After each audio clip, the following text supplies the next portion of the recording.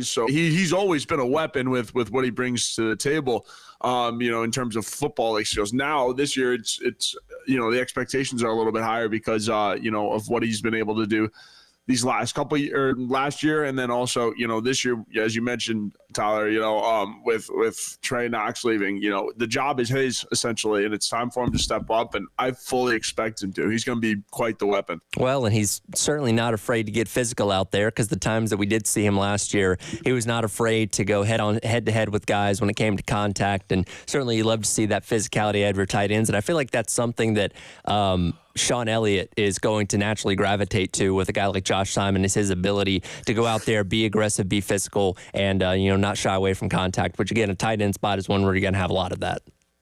Yeah, absolutely. No, I think Coach Elliott's helping these tight ends astronomically. Like it's helping he's helping quite a bit, because what you need, I mean, as a tight end, what the basis of it comes down to is pass blocking and run blocking, right? Like sometimes they're going to need you to be an extra pass blocker, and sometimes they're going to need you to block, or a lot of times block for the run.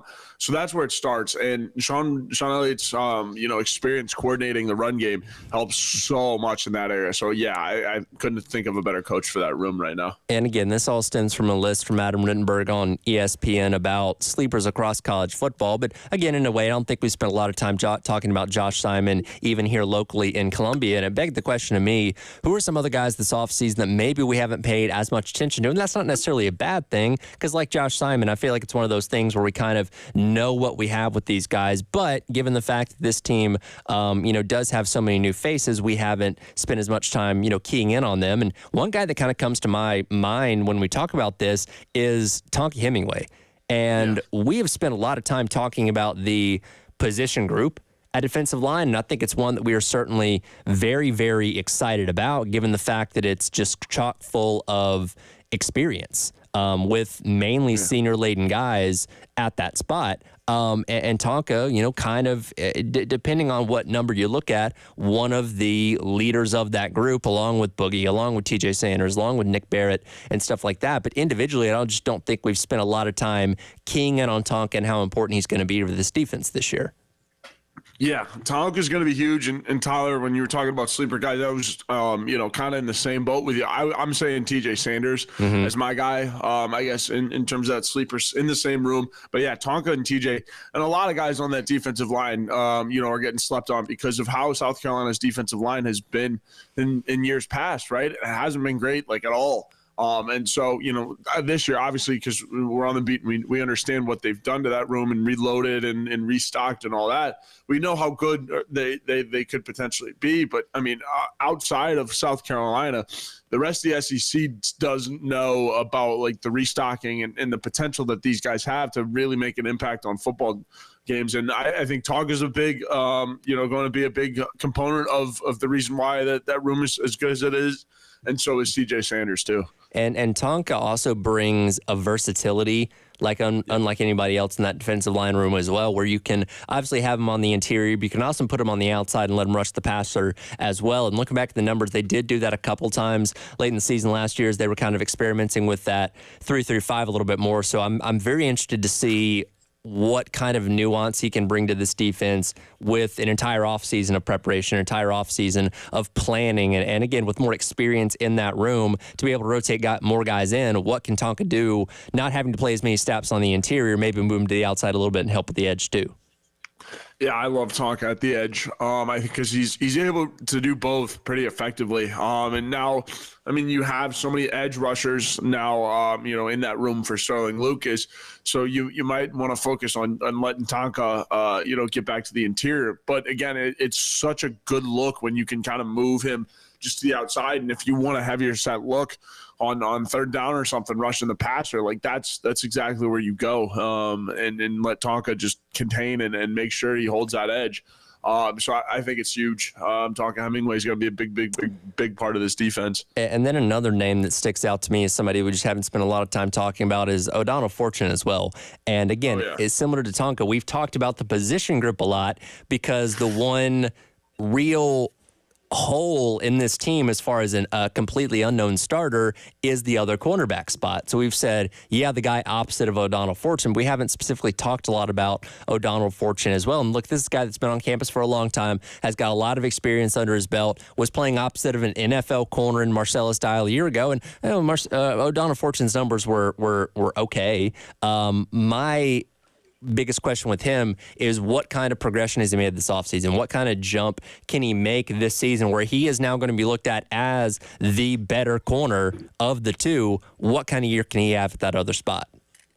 Yeah, Tyler, O.D. Fortune has always been one of those guys that you're like, okay, yeah, he's got that starting cornerback job locked up. Like, everything should be good. He's playing for Torian Gray. It should be, continuation of the NFL pathway for these DBs. But I think he's going to live up to expectations, right? The only reason he's getting, I guess, forgotten about is because everyone just knows that T. Gray and DBs at this school are usually pretty good. Like, it's usually not really an issue.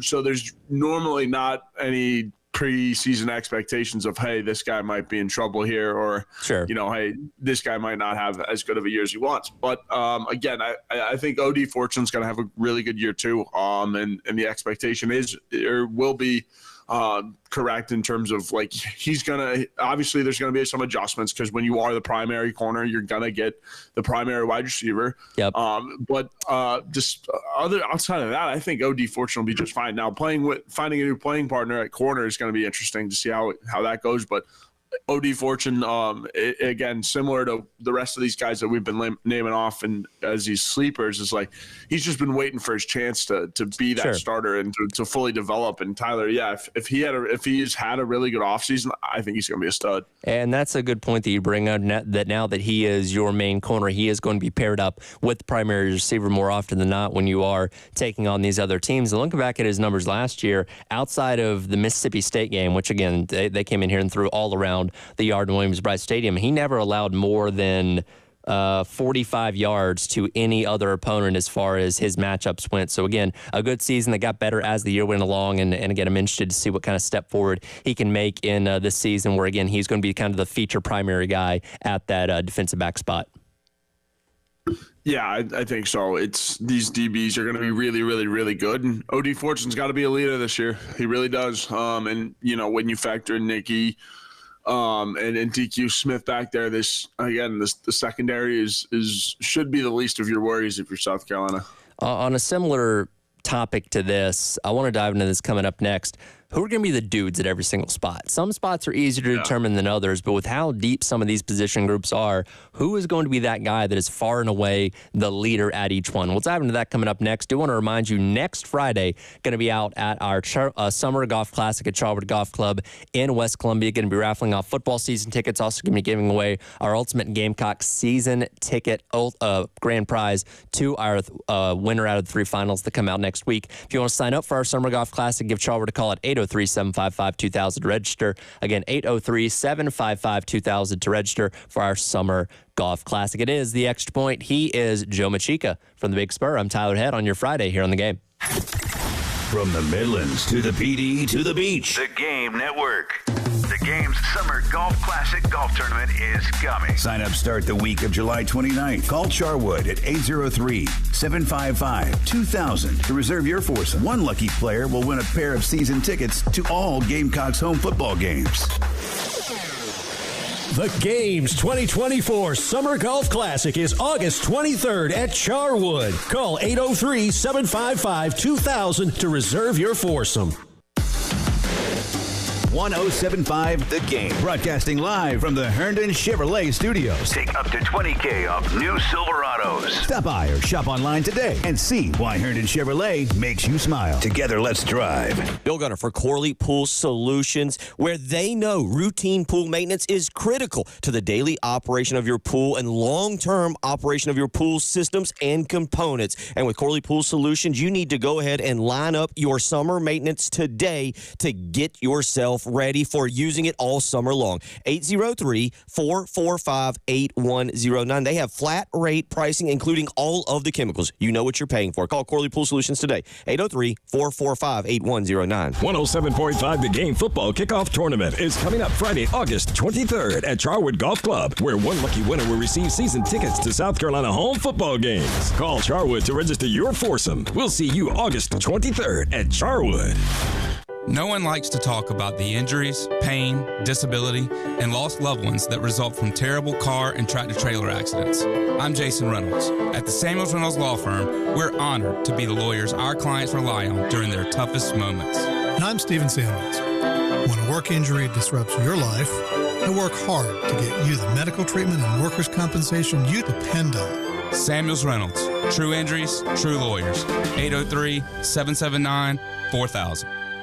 Hey, this is Jen Jensen for CHW Cabinetry. My family is using CHW Cabinetry, and they are fantastic to work with. They make sure you're satisfied with every step of the process. Not only do their photorealistic renderings show exactly what your new space will look like, their job site guarantees everyone is on the same page, literally. Experience the CHW difference for yourself. Go to chwcabinetry.com to see more, or call them at 803-520-6837, and be sure to tell them Jen Jensen sent you. CHW Cabinetry, passion from inspiration to installation. What you're talking about. Sponsored by Love Chevy, where the winning is only beginning. South Carolina's #1 volume Chevy dealer. I-26 at Harbison and at lovechevy.com. Together, let's drive. Powered by Integrated Media, The Game TV. Sponsored by Shepherd's Glass, a true reflection of quality.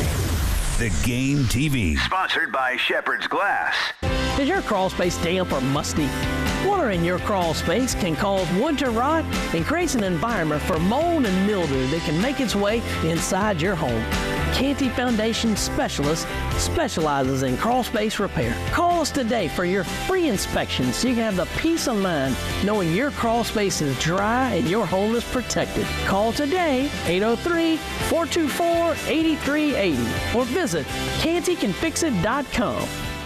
Hey guys, it's Jay Phillips for AAA Heating and Air. You know, for many years, AAA has been your year-round ally against changing weather across the Midlands, whether it's the hot summers or those cool winters. Let their expert team make sure that your home is always an oasis of comfort. And now, Roy and Dana Finley have a spectacular offer to make it even better for you and your family for years to come. How about 12 months, no payments or interest in 2024, plus guaranteed financing, a $1,500 system buyback rebate, and their 15-year parts and labor guarantee that speaks volumes of the trust in their service and in their products. AAA has done things at my house that make my family nice and comfortable all year long. They can do it for you, too. Get a free quote today. Call AAAtoday.com. That's call AAAtoday.com, or give them a shout at 803-677-1500. Tell them Jay Phillips sent you to AAA Heating and Air.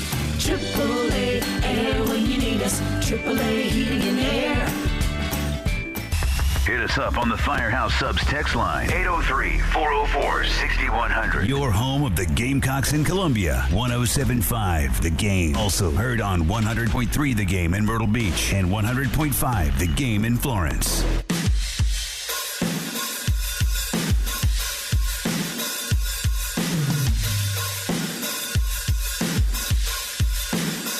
The Extra Point with Tyler Head and Gamecock Central on the Game Network.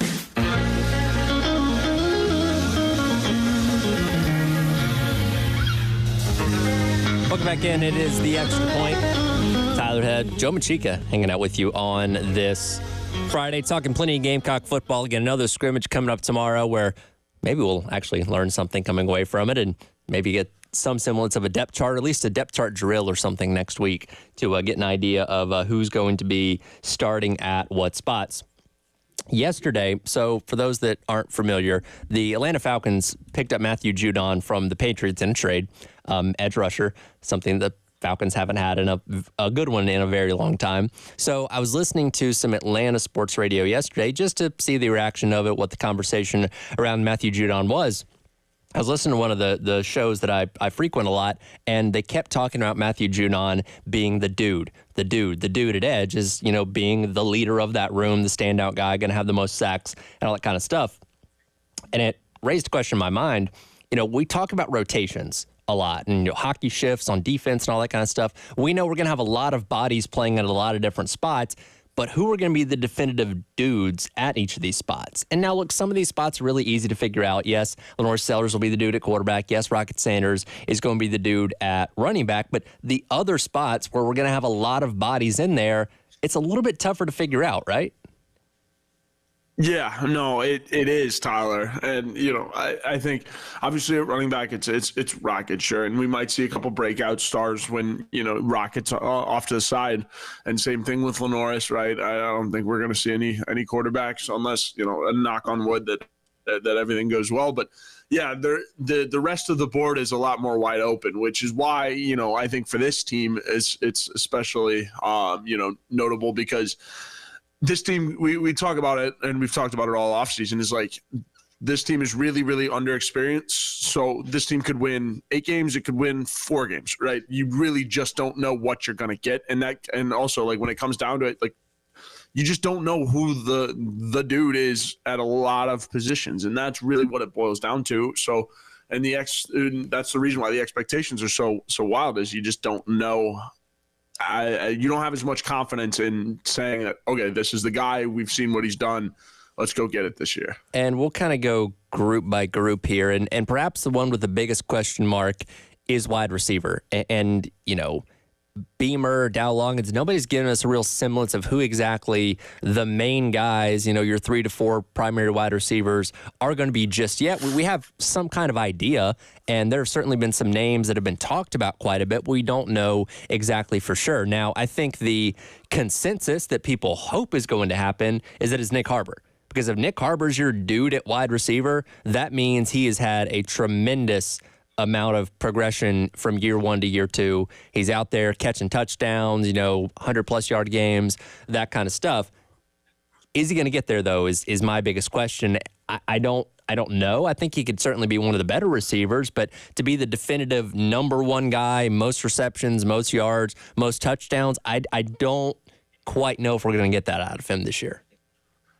Yeah, I don't know about Harbor either. I don't know if he's going to be ready. I think, Tyler, maybe by the end of the year, I think we could see a Harbor, being the dude definitively. But the transition over from track was just, it's quick. It was very quick, right? He didn't stop running track till, just before summer workouts, where he only had a couple weeks of summer workouts, I believe.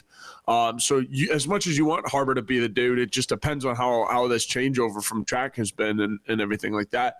I guess, in the meantime, until Harbor comes along, I think Gage Larvadain is going to be that dude. Also, there's been talk about Van Dravius Jacobs from Nevada, I believe is where he came from. I could see Larvadain most importantly being the dude until Harbor can have it slow down to him again. And they're Tyler, like you said, very well could have Harbor. If he shows up and has a really good camp, he could be ready to go by the start of the season too. And Larvadain's kind of one of those names that we've heard kind of ahead of everybody else. It's not necessarily ahead, but one maybe that we've heard more than others. Jared Brown, another one that has gotten a lot of talk this offseason, and when you look at his versatility and the number of different things he can do, the different ways you can line him up, I think he certainly has a shot at that as well.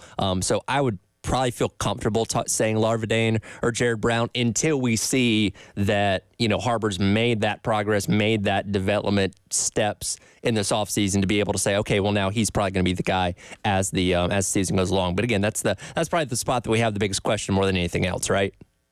Yeah, I would tend to agree. Just with everything Harbor's going through and all that, it's certainly the position group that people want to know the most about. And then going forward, it's just like we'll see. It'll take care of itself. We talked about tight end in the last segment there with Josh Simon, and the prevailing thought is that okay, he's going to step into that role that Trey Knox is leaving behind, get more receptions, get more touchdowns, all that kind of stuff, to where he's probably going to be the guy. I think you can look at a guy like Brady Hunt, and just for his sheer size and what that brings to the table, that's going to account for a lot. Obviously didn't play last year, so what's the getting back up to speed process going to be like with him? And look, there's going to be a lot of 2 tight end sets, especially if they're going to be running the ball as much as we think they're going to be running the ball. So he's going to get fair play to be out there plenty. But I just think maybe being the second year in the system, it's probably going to be Josh Simon more often than not when it comes to the receptions at the tight end spot. Yeah, I definitely think it'll be Simon. And again, as we mentioned at the top of the hour, I think, there's certainly a bunch of sleepers for this room, Michael Smith being one of them. But Simon will be the leader. Brady Hunt will fall in behind, and then the rest of those guys, it'll be, the competition to see who else can step up. I think Hunt's going to be a weapon, both in the blocking game and in the passing game. So deep at the tight end room as well. Go to the offensive line now. Again, similar to wide receiver, very wide open. We have a semblance of maybe a couple guys that we think are going to be starters, but we don't know for sure exactly what that starting five is going to look like. Look, I've been appointed the president of the Vershawn Lee fan club, so I think it's very easy to say that he's probably going to be the best offensive lineman playing that center spot. He's got versatility, and obviously he's very, very experienced within the system at South Carolina. Could somebody else step up and maybe be better on the offensive line? It's possible, but until we, I think, definitively know who the five are going to be, I think it's tough to weed out exactly who that could be. Yeah, I think Vershawn Lee's perfect, the perfect answer for this one, right? Because you still have a lot of young guns in that room, a lot of freshmen. The Great Wall of Carolina is still developing. And as good as Tree Babalade and Trovon Ball were last year, I think Lee's the guy, right? Just leading at center, you need a uber veteran guy on that offensive line to keep everyone in check. A lot of characters in that room, and I think Lee's certainly the guy. We'll continue making our way through the team. We'll go to defense coming up next and discuss who the dudes are at each spot and the names that we're going to be talking about the most when it comes to these respective positions. Quick reminder, though, the Ultimate Season Ticket Giveaway is back. One winner going to get season tickets to every home football game, every home baseball game, and every home men and women's basketball game for the upcoming 2024-2025 South Carolina sports calendar. You can register online at 1075thegame.com by clicking on the Ultimate Season Ticket 2.0 on our media reel. Just like last year, we're going to take 3 finalists out to our Summer Golf Classic next Friday at Charwood Golf Club in West Columbia and crown one overall winner there. This is all sponsored by our friends at the Men's Clinic at the Irmo Professional Center. It is the Extra Point on your Friday morning. Tyler Head and Joe Machica from the Big Spur here with you on the game. 107.5 The Game. In Columbia. 100.5 The Game. In Florence. 100.3 The Game. In Myrtle Beach. The Game Network. Ever been on this date? You're a good-looking man. Thank you. Very pretty. Real soft, delicate features. They're real feminine. And thought, man, I'd rather be listening to the game right now. Welcome in to the afternoon show. Alongside Elijah Campbell, I'm Jay Phillips. Well, just go to iTunes or Google Play and download the game app. Sure, you may no longer be with that person anymore, but you'll never be without the game again. Tyler Head for our friends over at Twin Peaks. Today, it's a very special day. It's National Rum Day, August the 16th. You can celebrate National Rum Day with sweet deals on your favorite handcrafted rum cocktails. Get Twin Peaks for $6 mojitos, $7 Kraken Perfect Storms, or a Cuban Old Fashioned for just $11 all day long. And that's happening today for National Rum Day, August the 16th. Coming up tomorrow, you got UFC 305. Watch as Duplessis defends his belt against Israel Adesanya, as you can catch every second of the action tomorrow night out at Twin Peaks, as well as taking in all the great food, all the great beverages. Those 29-degree draft beers are certainly calling my name, and TV is as far as the eye can see with our friends at Twin Peaks down in the Vista.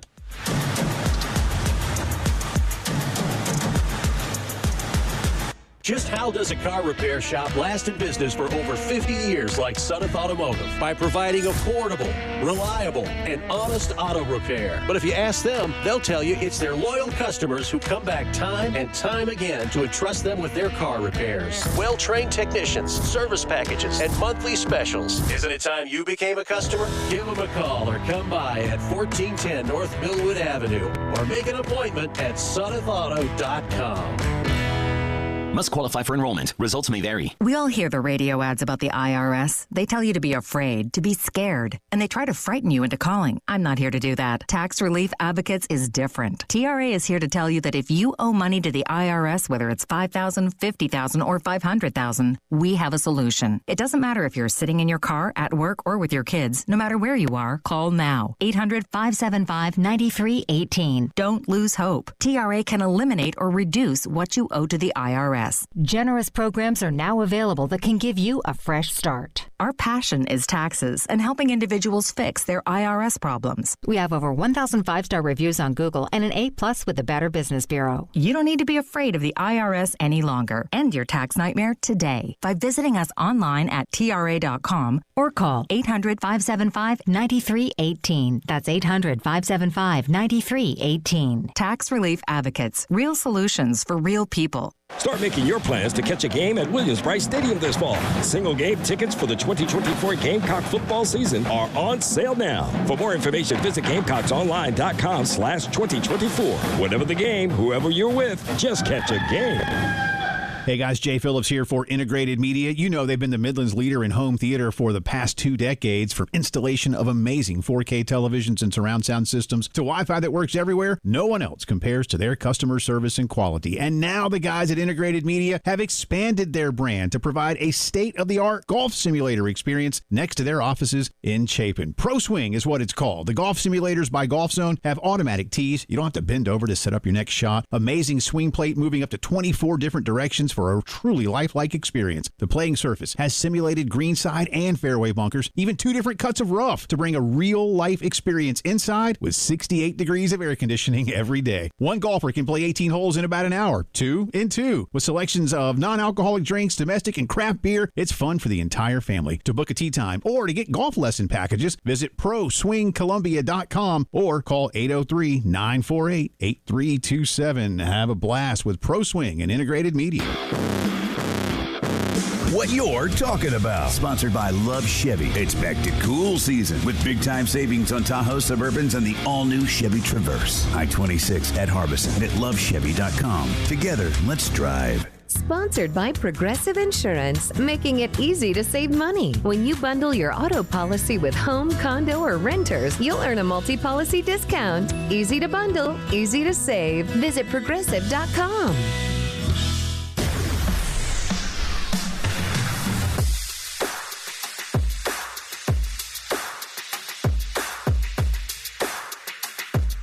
Talking Hardwood. Sponsored by Georgia Pacific. Georgia Pacific is now accepting applications. Entry-level and skilled positions available. Great growth potential. Georgia Pacific.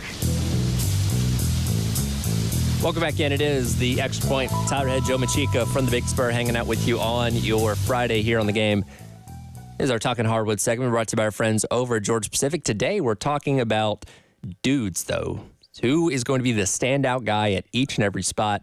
Kind of ran through the offense a little bit there in the last segment. Now I want to go as we make our way through the defense, which, much like a lot of the offensive spots outside of, quarterback and running back, it's still pretty wide open on who exactly the standout stars of this defense are going to be. And we will start off with the edge spot, which this one, much like a lot of other rooms, was very much rebuilt in the offseason. So you bring in Kennard, you bring back Gilbert Edmond. Dylan Stewart obviously comes in as a true freshman. You've got Brian Thomas Jr. back. You've got Desmond Umeala-Zulu. Like, you have some guys, left over from last year. Honestly, there's like 3 or 4 options of who the standout in this room could be, and it's almost kind of like throw it at the dartboard, and I won't necessarily tell you you're wrong with no matter what you choose. Yeah, I've got Kyle Kennard. I think, you could throw a dart. You're right, Tyler. You could throw a dart at this whole room and probably have a guy that's going to be one of those dudes eventually throughout the year, like especially at edge too, because, guys have games where it's like they just go off, right? And it's harder to keep that consistency up at edge too. So I think we're going to see a lot of them. Like there are going to be games where it'll be like, man, Des was that dude today, or man, Kyle Kennard was the dude, or Dylan Stewart was the dude today. Right. But I think overall, all in all, Kyle Kennard is going to be the big leader, veteran in that room, reinventing his game with Sterling Lucas, which is crazy to think because, he was really, really, really good at Georgia Tech. And so to reinvent his game here, that should only mean more positive things for Kennard. It's huge. Yeah, I think that's a safe option to go with for sure. Yeah. I think kind of similar to the Nick Harbor thing. I think most people want that to be Dylan Stewart. And look, anytime you bring in a guy that's 5-star, the expectations for him are going to be insanely high. And I'll say this. From what we've heard this offseason and what you guys have gotten to see out at practice the few times you've been able to be out there, he's lived up to the billing so far. Like everybody that gets asked about Dylan Stewart, man, he's that guy. He's a freak. He's all this kind of stuff. Now, yes, you still got to go out there and actually perform on the field. But as far as checking the boxes up to this point, I think Dylan Stewart has done everything that's been asked of him. Yeah, exactly, Tyler. And some of these freshmen, I mean, especially when they're as highly touted as they are, have the tendency to get in here and be like, all right, like, when are we playing the football? Like, I'm ready to go. I'm ready to, just play in the SEC. And so a lot of that work can get overlooked. But Dylan has been here long enough. He's adapted well. He's ready to, or he's been embracing the grind as of late and everything, and we're seeing that right at practice and everything. He's going out there having a good time. He's ready for football, and I can just see him as being one of those types that like the answer AI, man. We're talking about practice, right? Like sure. He has that talent to be potentially one of those guys where, I mean, obviously you need him to work at practice because the better that a kid like that can get is crazy. But yeah, Dylan Stewart, I think he's fully coming along and eventually is going to be one of those dudes that we're pointing at. We'll move to defensive line. Going back to our conversation a little bit earlier on in the show where, we talked about a guy like Tonka that's maybe kind of, and not flying under the radar, but we haven't talked about him as much because we kind of know what we have with him, and he's expected to be one of the better defensive linemen in that room. But again, when you look at him, you look at Boogie, you look at Nick Barrett, TJ Sanders coming back for another year. What's DeAndre Jules going to be like? Is Monkel Goodwine going to thrive, as a regular guy in this rotation? Like, again, you got a ton of options. It's hard to definitively say who the breakout's going to be.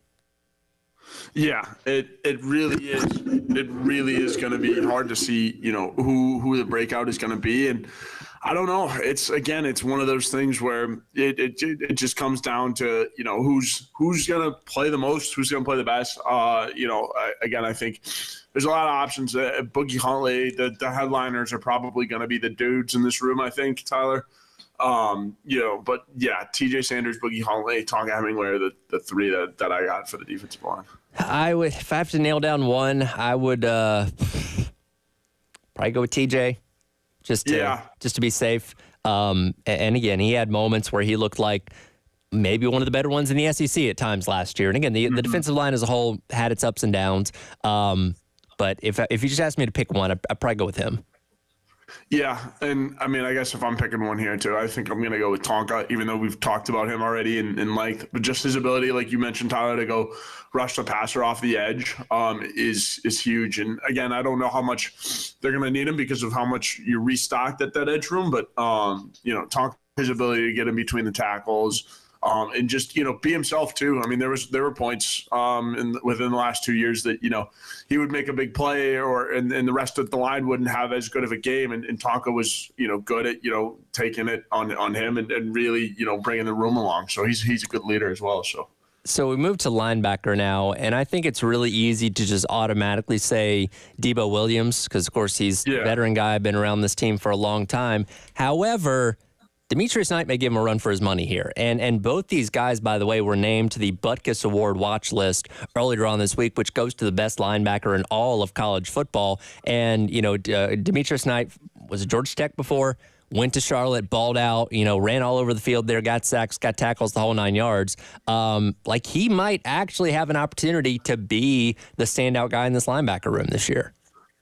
Yeah, no, I agree. Debo is clearly and obviously the dude that we're pointing at, but Knight, I mean, there's a lots of love there, man, and being named along on the Butkus Award watch list, I think that's huge. And whenever you can find a guy in the portal like Knight to pair alongside somebody like Debo, I think it's humongous, right? And then you have Bam Martin, Scott, and Mo Kaba coming in behind him. That linebacker room is pretty restocked, and it's exactly the way Clayton White likes it, his type of linebackers, right, where guys that can get, from sideline to sideline, hash to hash, can really play the full field with ease. And so I'm with you. I think Knight's one of those guys. I guess my sleeper in that room is going to be Bam Martin-Scott. Mm-hmm. I think one of the more underrated guys in that room that could step up. And you got to rotate these linebackers too. It's something in the SEC. I mean, teams move fast. You got to make some rotations, but certainly my pick there would be Knight as well. I guess if I had to pick somebody that's not Debo. And we've heard a lot of about J.R. Johnson as well. Through practice in the offseason, stuff like that. Now, how could he factor in that rotation? We'll certainly see. I will give Debo the benefit of the doubt. Because, look, we know he's going to be good. You know what I mean? Like, if Demetrius Knight is the best linebacker in this room, it's not going to be by a wide margin. It's going to be a tight race. You know what I mean? And assuming Debo stays healthy. So I'll give him the benefit of the doubt, but I think Demetrius Knight has a big opportunity to potentially be that guy himself. But we'll see what happens. And, look, if they both play at a high level, that means good things for this linebacking core as a whole. Yeah, no, I would firmly agree. I think Debo's the leader simply because of his experience here, his work ethic, all of that. I mean, no matter how good Knight is, I think Debo's going to try to outwork him, and probably we'll beat him with that. But, yeah, no, I'm with you, Tyler. Lastly, we'll move on to defensive back here. And I'm not splitting this up between safety and cornerback. I'm encompassing both of those spots. So multiple guys in here because, I think it's easy to lean towards a Nicky Manwari. But like I said in the last segment there, how much of a jump did O'Donnell Fortune make from last year? And again, he's somebody that solid numbers in defense last year, not always covering the main guy because that was Marcellus Dial's job, but how good can he do in stepping up into that bigger role this year? Though a guy like Manwari, again, has the opportunity to go pro after this year if he puts together a good enough season. So I think most of us would probably lean towards him being the main guy in the secondary. Yeah, I think Nicky Manwari is probably going to be the main guy in the secondary. My unsung hero or my sleeper pick for that, or somebody that not a lot of guys are looking to be the dude, I got Jelani Kilgore. Mm-hmm. I think he's going to make a big difference. He was great last year. And then you factor in his brother Gerald coming in as well with support in that safety room. I mean, Gerald's going to play a lot of – I would expect him to play some pretty good snaps. But I think Jelani Kilgore, he could have a pretty good year. If he keeps up with the trend that he had last season, watch out. Kilgore could be special. And look, just like Nicky Manwari, he was thrust into a starting role right out of the jump with injuries happening in game number 1, and again found his way into the starting lineup as the year went along. So certainly could be a big year for Jalen Kilgore as well. We'll come back and we'll wrap up today's hour number 1 of the Extra Point with Joe Machika joining me here from the Big Spur. Real quick though, I do have to make a correction on something. I believe I butchered the names when talking about UFC 305 coming up tomorrow night that you can certainly go watch with our friends down at Twin Peaks Down the Vista. So, Joe, please enlighten me on the proper pronunciation of the two fighters for tomorrow night. Yeah, go down to Twin Peaks to go see Dricus Du Plessis and Israel Adesanya scrapping it out at UFC 305. Should be a pretty good fight. Now, to be fair, those are tough names to pronounce. So thank you for clarifying that for me, as my assumed pronunciations were a little bit off on that. So we'll come back, wrap up hour number 1 of the Extra Point. A new movie set to come out in the future of John Madden. The choice for actor to play John Madden is an interesting one. We'll dive into that next. It is the Extra Point. He's Joe Machika from the Big Spur. I'm Tyler Head on your Friday here on The Game. The Game Network in Columbia. 107.5 The Game. In Florence. 100.5 The Game. In Myrtle Beach. 100.3 The Game. Powered by Integrated Media. The Game TV. Sponsored by Shepherd's Glass. A true reflection of quality. The Game TV. This is Boomer Esiason with a Sports Minute, sponsored by Fisher Investments. There's nothing about Tiger Woods that we don't already know. Well, that's what I thought before interviewing James Patterson. The super prolific author took time out from writing best-selling fiction to co-author a riveting new, unauthorized albeit, Tiger biography. So set your DVRs so you won't miss my one-on-one with the great James Patterson this weekend on Game Time. I'm Boomer Esiason.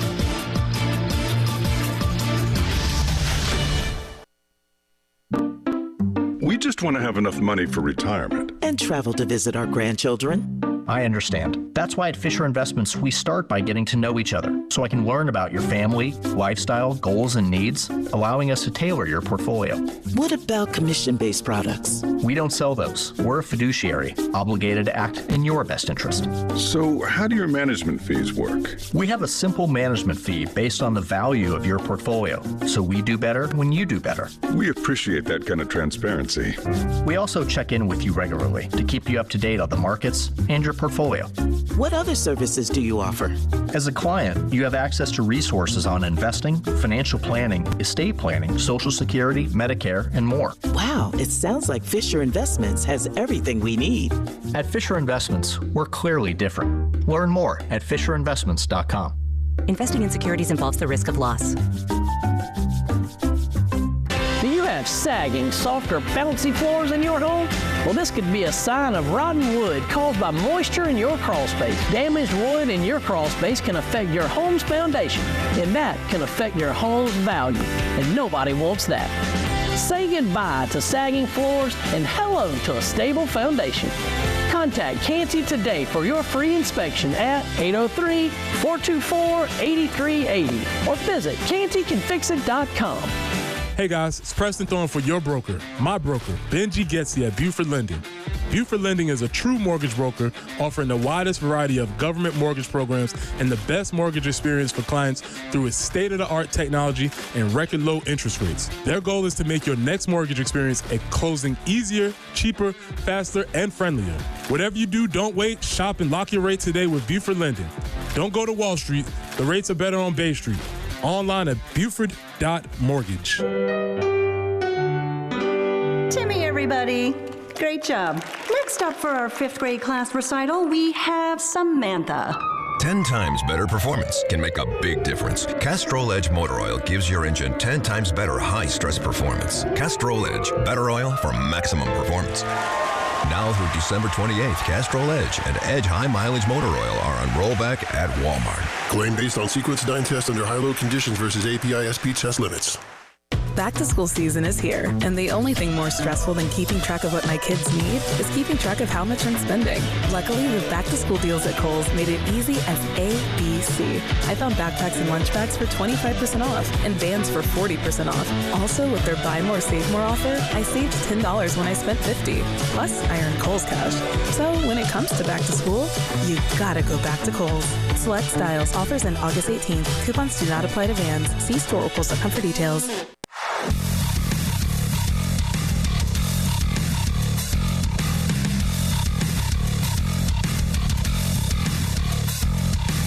The Extra Point with Tyler Head and Gamecock Central on the Game Network.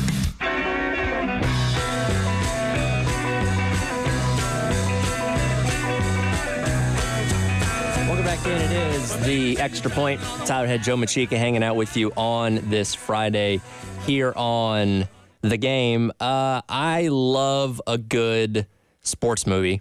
I can't tell you how many times I've seen Rudy, the Longest Yard, Waterboy. You know what I mean? Like, the list goes on and on. You give me a good sports movie, I will watch it a lot. And I think it goes without saying, we definitely need a biopic of John Madden's life, right? Yes. So this came out yesterday. This is per multiple outlets, but I'm just reading this from the New York Post, that there is going to be a John Madden movie coming out somewhere in the future, directed by David R. Russell. And the choice to play John Madden is going to be Nicolas Cage, of course, of National Treasure fame, Con Air, you know, the list goes on and on. And at first thought, I think, that doesn't make sense. But like, looking at photos of him, I mean, they're going to be makeup and all that kind of stuff. Like, I think you could actually pull this off.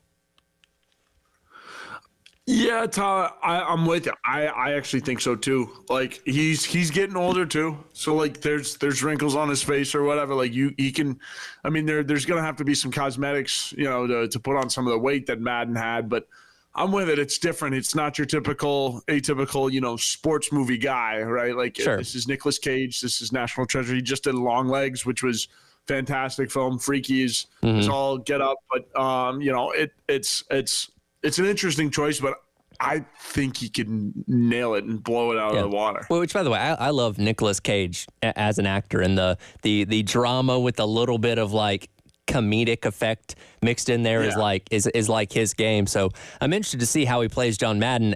Can he nail the accent though, the cadence of John Madden? Because that is such the most important part of this role, I feel like, where, and look, I feel like everybody has some semblance of a John Madden impression because it was so unique in the way that he said things, the way that he phrased things, the way that he talked about things. So it's like, okay, can Nick Cage nail that? Yeah, he really needs to. And there needs to be at least one turducken reference in there somewhere. Like if Nick Cage is not eating a turducken at any point in that movie, we riot. And you're right, the cadence is everything. Just the way he talked and all of that stuff. And after he got into broadcasting and stuff too, it was even way more apparent, and his cadence got even better. So it's really going to come down to the accent, I think, is a make or break for that movie, right? I would think, Tyler. Now, it's also going to be very important to note who's going to play Brett Favre in this movie, because you can't make a movie about John Madden without Brett Favre, because that was obviously his favorite player and the ones that he would, draw little hearts on the telestrator around and stuff like that. So you got to have a good Brett Favre if you're going to make a movie about John Madden. You do need a good Brett Favre, and as for an actor that could play a Brett Favre right now, I don't know, Tyler. Do you have any suggestions? I don't know, maybe like Costner. Maybe Costner's a little bit too old. Yeah, Costner would make a good Brett Favre. I was thinking like the dude Jeff Daniels, but he's a little old for Favre. Yeah.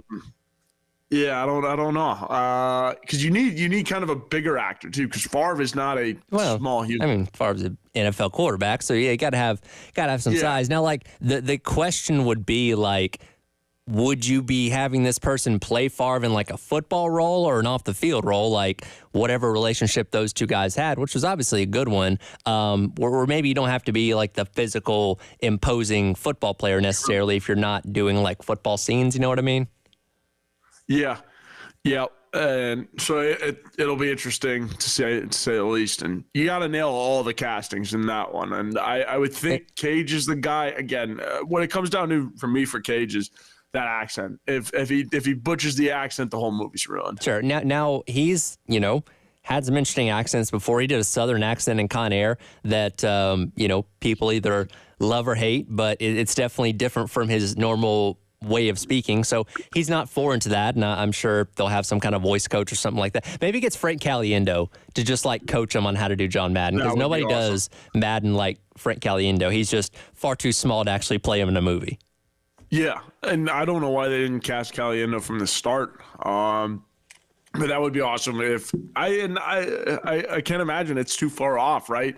Because Caliendo teaches accents and all that stuff. Right. But he does have the best John Madden there is. And now, will they talk about the video game too? Is going to be interesting too. I feel like they have to, because that's the interesting thing about John Madden is like, there was, the older crowd, our parents and stuff like that grew up with him on TV or as a coach and all that kind of stuff. And I'm old enough to remember the very tail end of his broadcasting career. I remember those last couple of years with him on NBC with Al Michaels doing Sunday Night Football. But I know him better for the video game, because I grew up.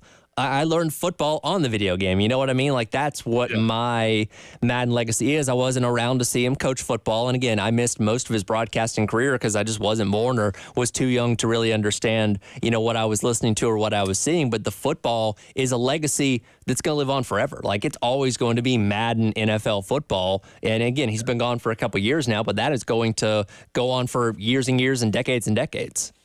Yeah, absolutely. I hope they include the game, because 8-year-old Joe Machiga was asking Madden quite a bit for play calling help in Madden. Listen, I always said that Madden was my offensive coordinator because I didn't have to pick the plays. He'd just give plays to me, and I'm like, yeah, there we go. Let's go run an inside zone on 3rd and 1. Yes, exactly. Shout out to Ask Madden on Madden 08. It saved my life sometimes. Also, we have to figure out who's going to play Pat Summerall, because you can't tell the John Madden story without Pat Summerall. I don't have any good ones off the top of my head there, but Tyler. Similar to Madden, you got to nail the cadence. Like Pat Summerall had a very slow, methodical way of speaking. that was almost like dry humor, like the way he would say murder, she wrote. Like, you got to nail those kind of things. You know what I mean? Oh, yeah. It's got to be perfect. They'll get somebody for Summerall, too. Like, somebody, I don't know.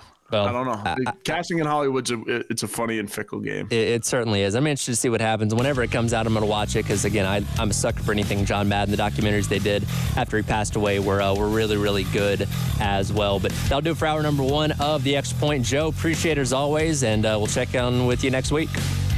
Absolutely, Tyler. Appreciate you having me on as always, and we'll see you next week, man. Absolutely. One more hour to go. We will dive in to some preseason predictions made by a couple folks over at The Athletic. What they say about South Carolina, that's next on The Extra Point here on The Game.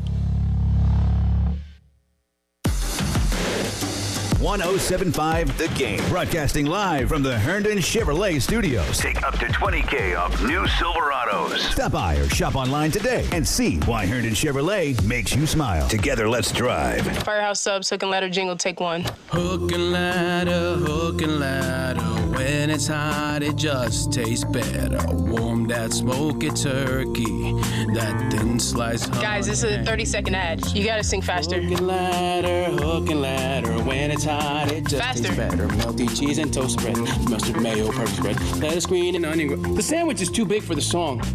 It's too big. The Hook and Ladder, available only at participating Firehouse Subs restaurants. Palmetto Citizens Federal Credit Union wants to reward you for saving more of your hard-earned money, and they can't think of a better way to do it than with more cash. When you participate in Palmetto Citizens Save to Win program, every time you make a savings deposit of just $25, you'll be entered into a monthly and quarterly prize drawing for a chance to win up to $5,000. All the money that piles up in your Save to Win account is yours to keep, along with the interest you earned, so there's never been a better time to get the ball rolling on your savings plan. With a Save to Win account, there's nothing to lose and everything to win. Open your 12-month Save to Win term certificate account and start saving today by visiting any of Palmetto Citizens' 14 branches across the Midlands, or go to palmettocitizens.org to learn more. Palmetto Citizens, proudly serving the Midlands since 1936.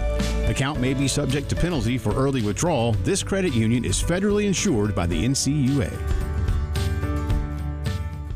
Let's see, landscapers I can afford. All right, searching affordable landscapers near me. Here we go. Right here, sir. How can we help? It's the same ones I saw last time. Sir, we're right here and reasonably priced. Why is he not seeing us? It looks like the ugly yard stays. Sir, can you not see us? Nope, he can't see you because you're buried deep in the list of local landscapers. You're invisible online. Introducing Cumulus Boost. Get a boost. Get found. Get on the map. Learn more at cumulusboost.com. I occasionally have nerve discomfort in my hands, so the things I love to do... Let's play something, Grandma. ...became difficult as I got older. If you have occasional stabbing and burning in your hands and feet, try Nervive Nerve Relief. Nervive's clinically studied dose of alpha-lipoic acid reduces occasional nerve discomfort in as little as 7 days with continued daily use. Say yes to healthy nerves with Nervive Nerve Relief. These statements have not been evaluated by the Food and Drug Administration. This product is not intended to diagnose, treat, cure, or prevent any disease. Getting quality employees to fill positions in your company is essential, but finding those people can be a major hassle unless you use ZipRecruiter. ZipRecruiter makes finding quality people a breeze. ZipRecruiter's advanced technology identifies candidates with the right skills, sends you great matches, then you can easily invite them to apply. 4 out of 5 employers who post on ZipRecruiter get a quality candidate within the first day. See for yourself. Go to ZipRecruiter.com/free to try ZipRecruiter for free. That's ZipRecruiter.com/free. Hey, Tyler Head here from The Game. Excited to tell you about NASCAR's return to the track that is too tough to tame with the 75th running of the Cookout Southern 500 coming up on Sunday, September the 1st, as the NASCAR Cup Series wraps up its regular season and determines which 16 drivers are going to be vying for the coveted NASCAR Cup Series championship in the NASCAR playoffs. Tickets start at just $55. Also catch the NASCAR Xfinity Series 200-miler on Saturday, August 31st. Tickets start at just $35. Hope to see you there at Darlington Raceway. Are you passionate about helping children and families? Turn that passion into results. New child welfare case managers with the South Carolina Department of Social Services can earn a starting salary of at least $44,825 with additional salary increases for BSW and MSW degrees and annual increases after 1 year of service. Learn more at dss.sc.gov. This message is sponsored by the South Carolina Department of Social Services.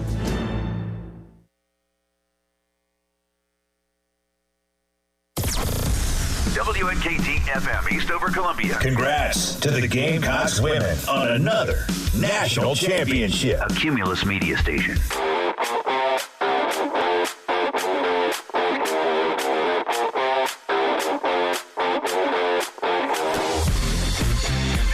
The extra point, the extra point, the extra point, the extra point. With Tyler Head and Gamecock Central. On the Game Network.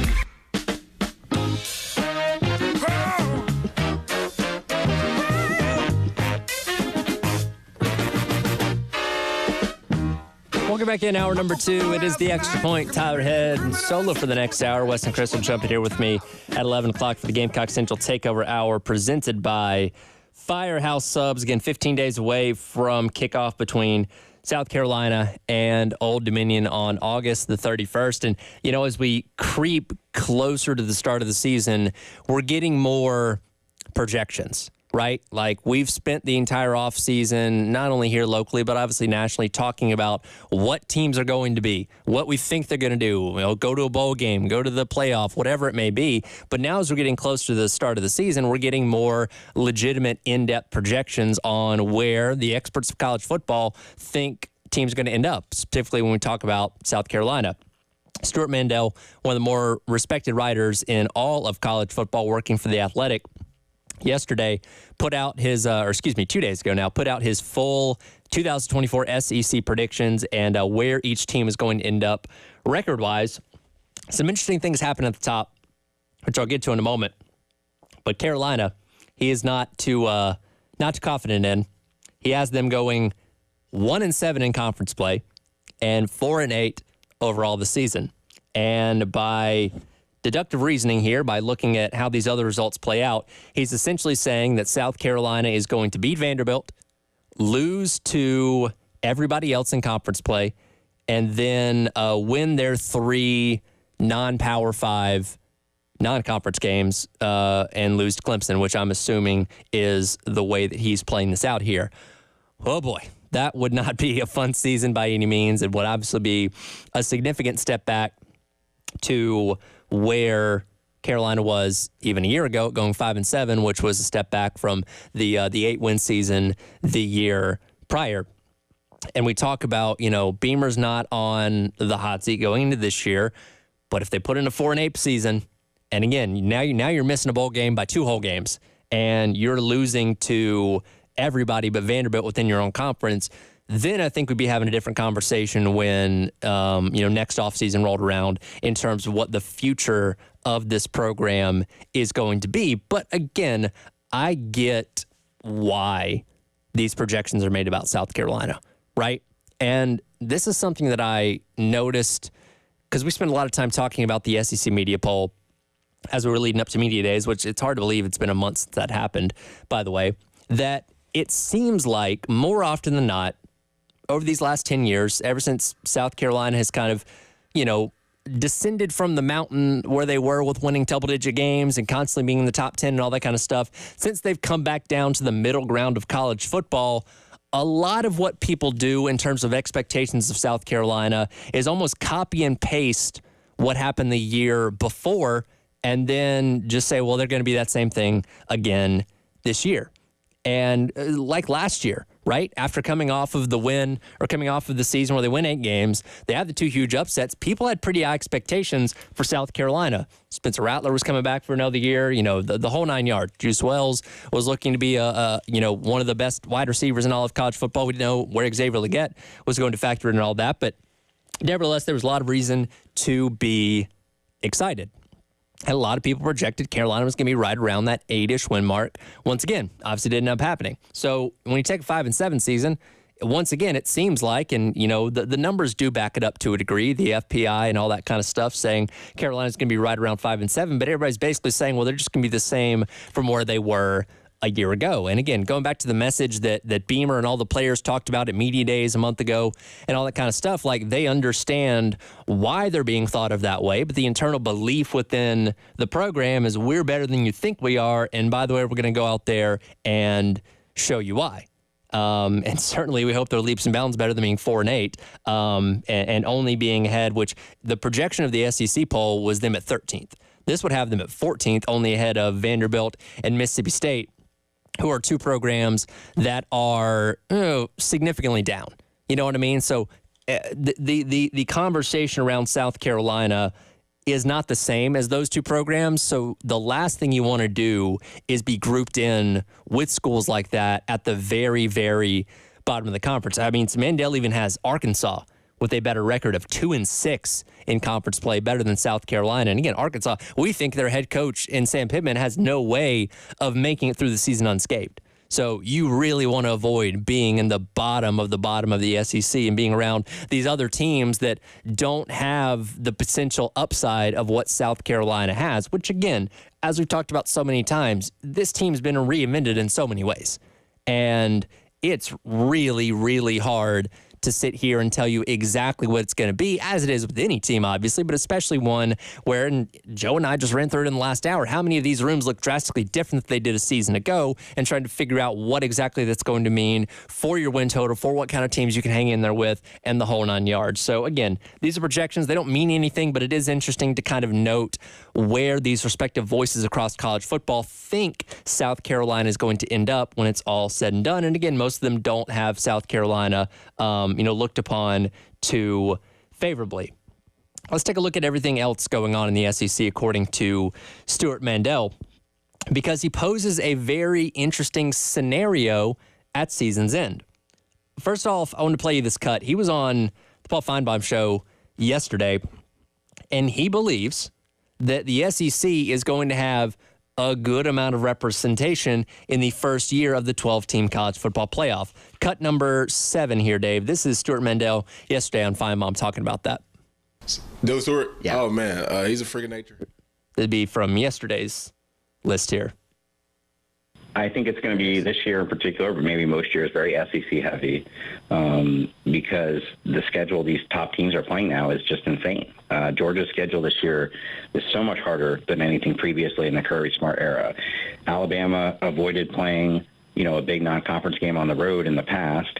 They're going to Wisconsin, and then, oh, by the way, we're going to go to 3 top 10 team stadiums in conference, preseason top 10. And so more than anything, it's going to be interesting to see how people's perceptions of success may change. I mean, if Alabama loses 2 games in the regular season, in the previous system was disastrous. If they lose 2 games this year, they're still going to be in the playoff, and if they're in the playoff, I would, put good money they're going to have a chance to win it. And I would say the same thing about Georgia. I would say the same thing, about possibly Texas or possibly Ole Miss. These are teams that instead of having to be perfect, they have margin for error. And if they can just get in, and I think any 10-2 SEC or Big Ten team certainly is going to get in, they got a chance to win it.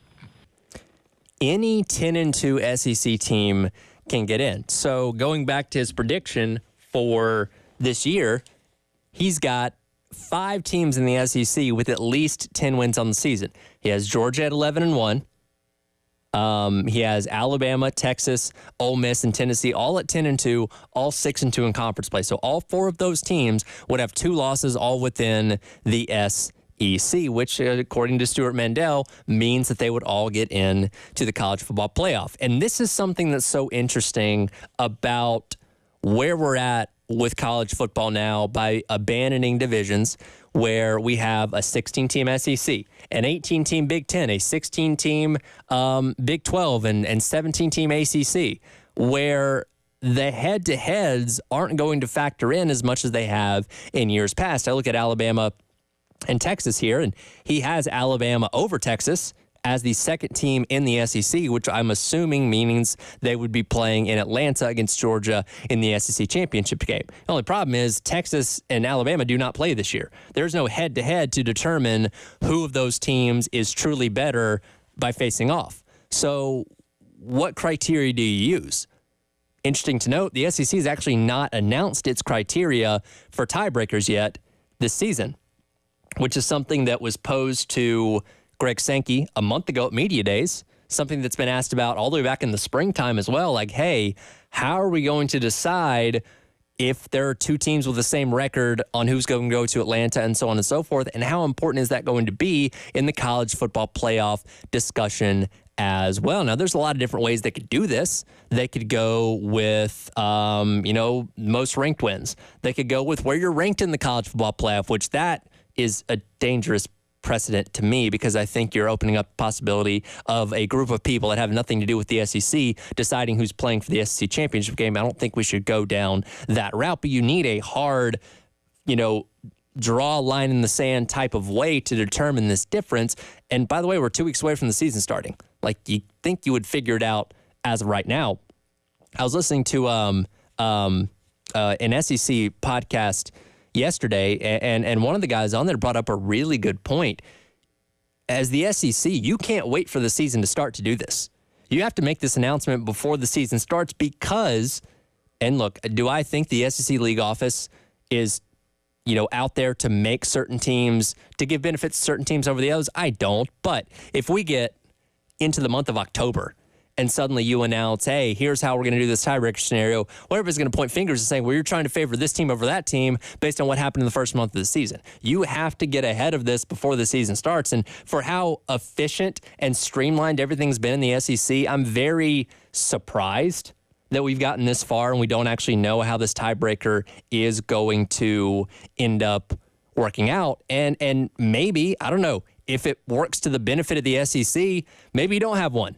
And maybe you just say, you know what, we're just going to have everybody stay. If we have teams with the same record, we don't want to differentiate too much because that is going to prevent possibly teams from going to the college football playoff, where you say, okay, well, if Ole Miss is ahead of Tennessee, then 4 teams get in and we got to leave Tennessee out, or whatever it may be, as opposed to saying, well, it's kind of wide open. And you can kind of interpret it how you want between the difference in those two teams that may lead to more SEC teams getting in. That's probably not a likely scenario, but it's something that I could see being in the thought process as they look at what they're going to do with that. Circling back around to Stuart Mandel's point, I think 10-2 in the SEC should get you in. Now, yes, if you lose 2 games to FCS opponents or Group of 5 teams, no, you're out. But if your 2 losses come in the SEC, no matter what combination that is, now, yes, a team like Missouri has a noticeably lighter schedule, but I still think even with them going 10-2, that should be enough to get you in just on the strength of the conference alone. And is that a right thing to do? That's debatable. But the SEC has long been known as the best conference in college football, the toughest conference in college football, and any double-digit win team within the conference, I don't think should have any problem finding their way in to the 12-team college football playoff, whether that be 3, 4, 5, maybe even 6. I think that's possible, too, to have 6 teams with double-digit wins, and that'd be quite a scenario to see play out on that selection Sunday when December rolls around, on which team's going to be getting in and which teams end up getting left out. And regardless, I feel like there's going to be a lot of angry people from the other conferences around college football when they see how so many SEC teams are probably going to get in the first year of the 12-team college football playoff. Speaking of the 12-team playoff, Group 5 has representation within it for now, but are they setting the groundwork to maybe create their own playoff in the future? We'll dive into that coming up. It is the Extra Point. Tyler Head along with you on your Friday here on The Game. From the Midlands to the PD to the beach. The Game Network. It's back. Starting Monday, July 29th, the ultimate Gamecock season ticket giveaway from The Game, sponsored by the Men's Clinic. Seller's going to take it himself. Look at the young man explode. And there it goes. There's the speed and into the end zone. Touchdown, Carolina. one lucky fan will snag season tickets to every South Carolina football, baseball, men's and women's hoops games. At home, all you'll have to do is go to 1075thegame.com and register. We'll announce the winner at our Summer Golf Classic at Charwood. The ultimate Gamecock season ticket giveaway 2.0, sponsored by the Men's Clinic from The Game.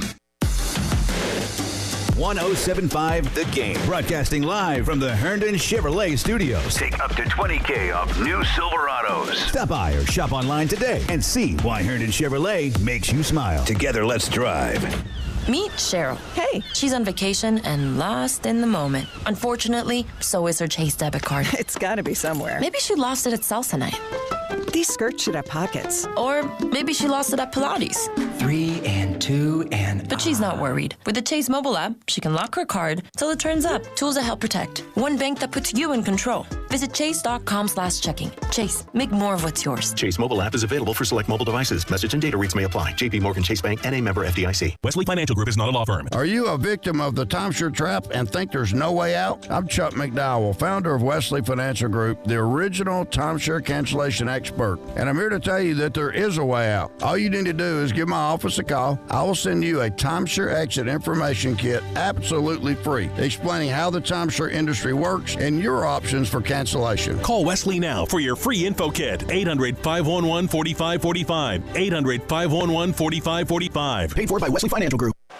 There's no better place to be on a fall Saturday than at Williams-Brice Stadium. Single game tickets for the 2024 Gamecock football season are on sale now. Discounted single game tickets are also available for first responders, teachers, military, and more. To see what's planned for the 2024 season and to purchase tickets, visit GamecocksOnline.com/2024. Whatever the game, whoever you're with, just catch a game.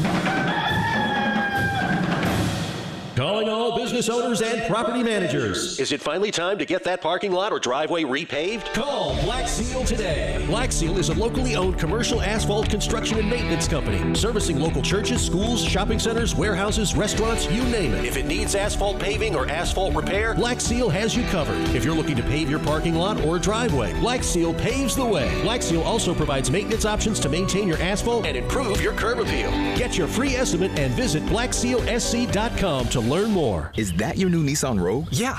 Crazy story. I'm at the Nissan end of summer sales event when Laura, the saleswoman, asks, "Want to test drive the Rogue?" I'm like, let's go.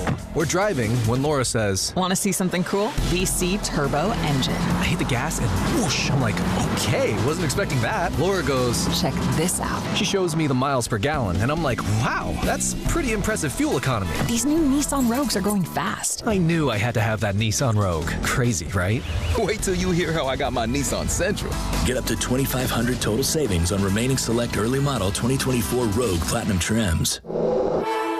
2024 EPA fuel economy estimates from 28 City 34 Highway to 30 City 37 Highway for 2024 Nissan Rogue. Actual mileage may vary. Total savings consists of $1,250 retail customer cash plus $1,250 bonus cash on select remaining 2024 Rogue inventory as available at your local dealership. Select Rogue bonus cash available on 40% of dealers' most aged inventory. Updated weekly. Available on purchase from new dealer stock. Contact your local dealer for current inventory information. Ends 9/3/24. I'm here with the mortgage guru, Jacob Crowder of First Palmetto Bank. Jacob, tell me more about this 4.99% 30-year fixed product you are offering in Richland County. We have a community reinvestment product in the areas of Richland County. Blythewood, Northeast, Southeast, and the I-20 corridor are areas that we're offering the 4.99% interest with a 5.075 APR on a 30-year fixed mortgage. We are underserving these areas, so the bank is offering 100% purchase loans at 4.99% on a 30-year fixed. No points, no mortgage insurance, no gimmicks, just lower payments. 4.99% is awesome. What's a payment look like? Yes, Bill. A payment on $200,000 at that APR is at $1,072 a month for 360 months. A payment on $300,000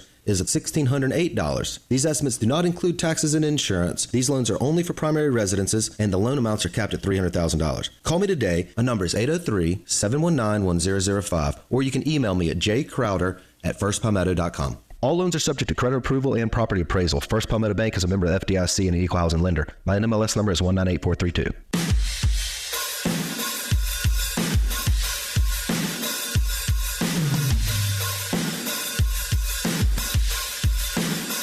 The Extra Point with Tyler Head and Gamecock Central on the Game Network. Even better than I was last time, baby. Ooh, ooh, ooh. There is this there is this faint but childlike obsession with getting included and having a chance at the playoff. Now we know, even the G5 folks, man, we'll never actually win that title, but we deserve a chance. And then I look at it and I say, that's stupid. That's ignorant. Because everybody, even the G5 apologists, are themselves admitting, well, no, we're not going to win it, but technically you never know. I promise you I know. I promise you I know. So I've always said, well, why not format a tournament for yourselves that you can actually win? Welcome back in. It is The Extra Point. Tyler Head along with you on your Friday here on the game. That was Josh Pate of CBS Sports and 24/7 talking on his Late Kick podcast yesterday about the possibility of the Group of Five exploring other avenues outside of the 12-team college football playoff. Let me ask you a question. Let's say you're in high school, right? You can pick your sport, football, baseball, basketball, track, whatever. Would you rather be a bench warmer on the varsity where you can say, hey, I'm a part of the team. I don't really get to play much, but at least I'm on the team where everybody's paying the most attention, coming to the games, paying to see me, all that kind of stuff? Or would you rather be a superstar on JV where, yeah, you're not at the very tippy top of your respected sport, but you're out there balling out, hitting home runs, scoring touchdowns, making three-pointers, whatever sport you want to choose there, and showing out at the level that is more akin to where you should be? Because I think a lot of people, you know, despite the glitz and glamour of being on varsity, might go with the JV option, which it seems like the Group of Five might be looking into themselves in terms of the future of their respective shots at national championships. So, as we've talked about so much this offseason, the 12-team college football playoff throws a bone to the Group of Five, which I am perfectly fine with. You know, the Group of Five has, as we used to refer to it, non-AQ BCS conferences have always been around national championship conversations, but never really been inserted into it. Yes, you had Cincinnati play in the college football playoff a couple of years and get rolled over by Alabama, as many people expected them to. But now with the 12-team playoff, they're going to say, all right, there's going to be 11 Power 4 teams in, and then we're going to take the best Group 5 champion. You're going to get your shot. Yeah, you're probably going to have to go on the road and gain number one, but we're giving you a fair opportunity on the field to go out there and prove yourself in the college football playoff and run for a national championship. As Josh mentioned there, the likelihood of a Group of 5 team running the table and winning it all, very, very low to, I'd say, almost non-existent. Because at least back in the BCS era, right, if a Boise State would have gotten enough votes or enough favor in the computer formula, it's crazy, that's how we used to do this, enough favor in the computer formula to be a top 2 team, they would have had one game. All they would have had to done is gone out there and win one game like they did against Oklahoma in the 2007 Fiesta Bowl, and boom, they're national champions. Even in the 4-team playoff, let's say Cincinnati got lucky and they beat Alabama on some, blocked field goals, interceptions, fumble recoveries, and all that kind of stuff. That's one game. They got to get lucky again in the second game to win the national championship. So now you're asking a Group of 5 team to go through 4 games, 4 Power 5 opponents to win a national championship. I don't see it happening. I don't ever see that happening with this kind of format, especially with what Power 4 continues to take away from the Group of 5, where the best Group of 5 players go to the Power 4. You have a good enough season in Group of 5, guess what? Much like Oscar Attaway at North Texas, guess what? Power 4 is going to come calling. So you can't, as a Group of 5 team, build these dynasties like Boise State used to have back in the day, to put together 3-4 years of good players to where in that 4th year with a Kellen Moore at quarterback, whatever, you might have a chance to take down the big dogs. That doesn't happen anymore. Also, you have expanded coaching rosters now, where assistants and analysts and all that kind of stuff can coach on the field for Power 4 institutions. That's going to continue to further create the gap between Power 4 and Group of 5. So the Group of 5, they have a meeting coming up here in a couple weeks, is exploring maybe having their own college football playoff. Maybe saying, you know what, if they decide to boot us from the 12-team playoff, which is very plausible to happen because the current structure only guarantees them a spot for the first 2 years. So 2024 and 2025. Past that, we don't know. They're going to reassess the structure of the 12-team playoff after this year And by 2026, they could say, screw you to the group of 5, figure it out on your own. Where at that point, you would hope they had a contingency plan in place to do something for themselves. Mike Oresco, who's the former commissioner of the American Athletic Conference, in speaking to Ross Dellinger of Yahoo Sports, who reported on this yesterday, said, we got to have a plan. There was a lot of push to not even include the group of 5 in this 12-team playoff in this iteration. So they know at some point, as we move towards this model of a NFL junior with Power 4 institutions, which we all think is coming down the line, why'd they throw a bone to the group of 5? They're going to make it exclusive to the 65 to 70 teams, exclusive to the Power 4 conferences, and say, figure it out on your own for the group of 5. So why not get the wheels in motion? Why not go ahead and figure something out to determine your own national championship? Which, going back to my analogy of being on varsity versus JV, yeah, it's cool to be on the varsity team, but if you're riding the bench, you never had a shot at playing, is it really all that great? You know what I mean? As opposed to being at the JV level, where the competition with you is more comparable and balling out there. That seems more attractive to me, personally. Maybe you think differently, and that's okay. But for the group of 5, for the Boise States, for the Liberties, for the Tulanes, I personally would much rather see them decide amongst themselves who the group of 5 national champion is, as opposed to watching them get waxed in the first round more often than not. Maybe you'll have an upset here or there, but it's not going to happen all the time, as opposed to seeing them get waxed in that first round against an Oregon or an Alabama or a Penn State or whatever it may be. You know what I mean? I would love to see them decided amongst themselves. And when I think of exposure too, so a big thing for the group of 5 being involved in the 12-team playoff is they get a lot of money for that. They get roughly $115 million to split between all the Group 5 institutions for representation in the college football playoff. But if that goes away, so does that money. And if they could figure out something where they have their own semifinal, their own national champion, championship game that stands on its own, that could create its own stream of revenue. Maybe not as much as you were having in the college football playoff, but I think you could still get a decent amount of change for it because it is being presented as a championship, right? We love watching meaningful football. I don't know about you. I watch the FCS National Championship. I watch Division II, Division III. I watch all these national championship games, or as many as I can, because it is playing for a championship. It's playing for something.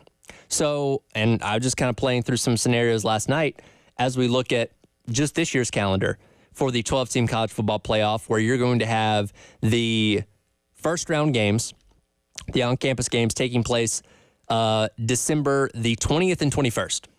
And the lead up to that, you're going to have bowl games that start, a couple days before that as well.